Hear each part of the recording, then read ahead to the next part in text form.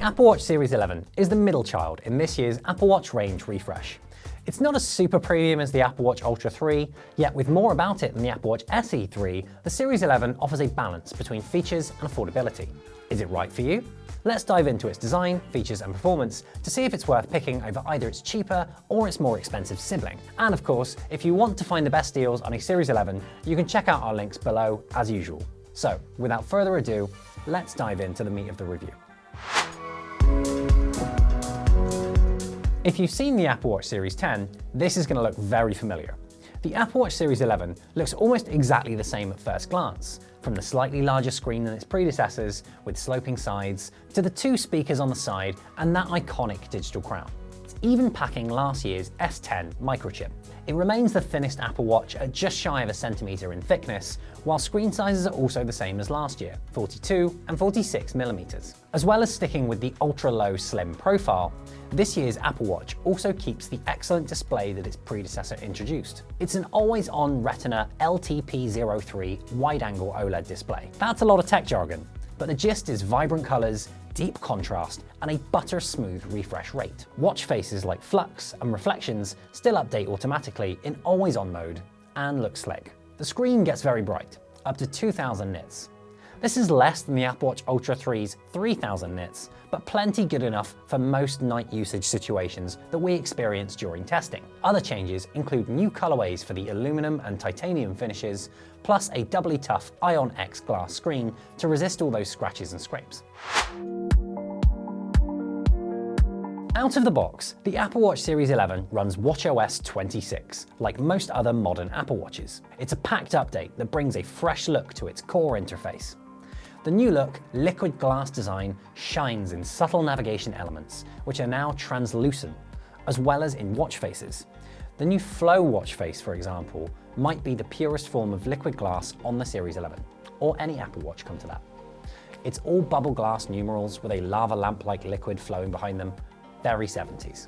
watchOS 26 also brings the Notes app to your wrist, finally, which we found handy during testing for jotting down quick thoughts or referencing notes created on iPhone, iPad or Mac. Call screening also comes to your wrist, especially helpful with a cellular plan, letting you see if it's spam before answering. The Series 11 also supports gestures like double tap, which lets you control navigation with a pinch between your forefinger and your thumb. Invaluable.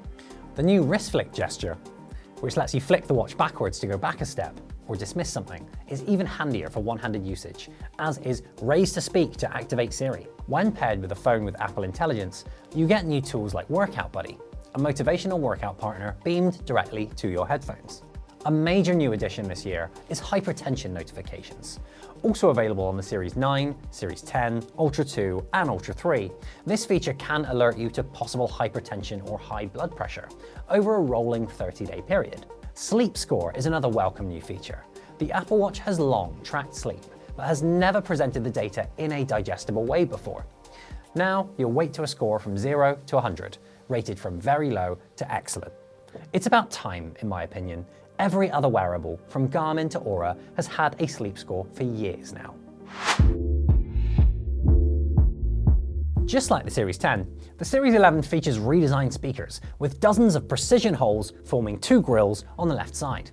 They sound similar to the Series 10, passable for a song or a voice memo, but the real standout is the onboard microphones, which still pick up your voice clearly, even in noisy environments. During our testing, at a noisy Yankee stadium, the other end of a call just using the watch could hear us without the problem. Both the 42mm and the 46mm models now pack larger batteries, and Apple claims this extends the runtime from 18 to 24 hours with regular use, and up to 38 hours in low power mode. In practice, it performed even better than expected. One Sunday night, our reviewer picked the watch up from the charger at 54%, wore it through sleep tracking, woke up with 42% left, and it didn't hit 1% until after 5 PM, following a full day of use. That's about 17 hours from just half a charge. Great for an Apple Watch. The S10 chip is still plenty powerful, with its dual-core CPU, GPU, and 4-core neural engine. Apps, both first-party like Notes and Photos, and third-party ones such as Tesla and Parcel, all opened quickly and ran smoothly. Both the Apple Watch Series 11 and Ultra 3 pack the same optical heart rate sensor. we tested the sensor on the Apple Watch Ultra 3 against a Polar H10 chest-mounted heart rate monitor and found it was incredibly accurate. Just 1 beats per minute difference between the watch and the heart rate monitor on average. We've just hit the 5K mark on my run test for the Apple Watch Ultra 3, and so far it is incredibly close to the readings from the Polar H10 heart rate monitor, which I'm using at the moment, right here under my clothes. This matches what I did in the cycle test, so as far as I can see, the Apple Watch Ultra 3 is as accurate as we hoped it would be.